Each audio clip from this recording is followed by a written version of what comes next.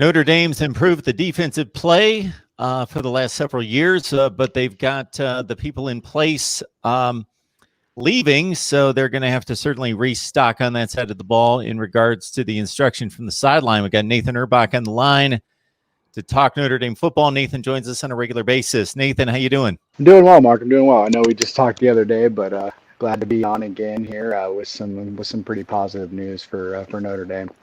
Hey, we'll take you anytime we can get you. So Clark Lee moves on to Vanderbilt from defensive coordinator to head coach there. Marcus Freeman has been one of those guys that has just skyrocketed in regards to attention.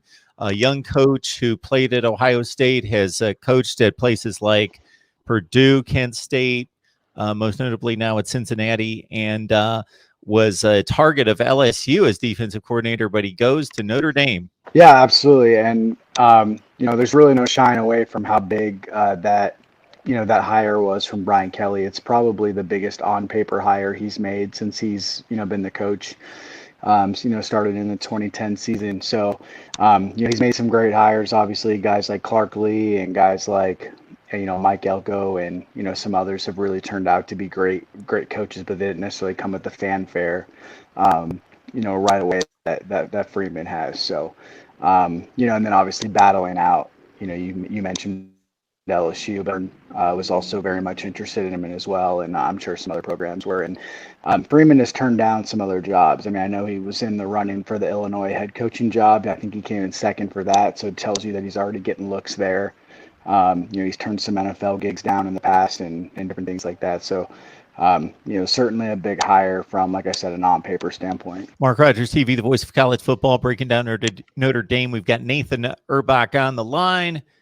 The Notre Dame podcast to be named. So join Nathan right on the Twitter handle that you see right there at Nathan Urbach. Yeah, Marcus Freeman was a good player at Ohio State, played linebacker there, played a whole lot of football, 51 games played, 37 starts. As I mentioned, Kent State, Purdue, most notably Cincinnati.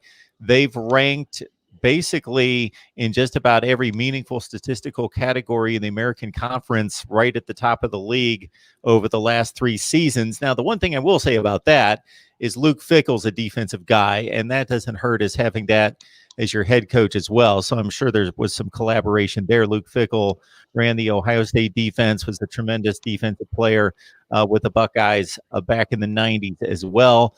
For Marcus Freeman, a finalist for the Broyles Award, and was also the 247 Sports Defensive Coordinator of the Year this last year. Right. I mean, that pretty much just echoes everything I mentioned in terms of just his prowess and the amount of programs that were really interested in him. And I mentioned this pretty much yesterday right when it happened, but there's a few reasons why I really like this hire, and outside of the fact that he's a great assistant coach as it is. But number one, I think it shows that Notre Dame is trying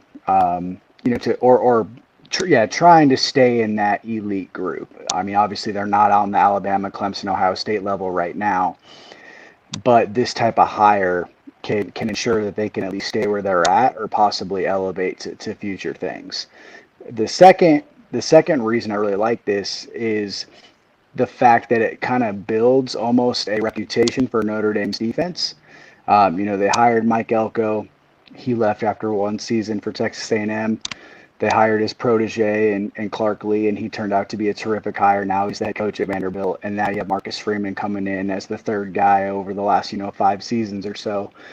And it's starting to there's this reputation building for Notre Dame where when Marcus Freeman finally leaves, whether that be after 1 year or a couple of years, hopefully he obviously stays for 2 or 3 in an ideal scenario. But once he leaves, other big name defensive coordinators are going to be knocking down the door. And then the second thing is you're hiring a guy that is just as good, or maybe even better than the guy that left. And that guy left for a Power 5 gig. So you're hiring a guy that already is well known, has a reputation, probably will get a Power 5 gig himself when he does leave. And the more you bring in coaching talent like that, the more other guys are going to want to come in and coach for your program as well.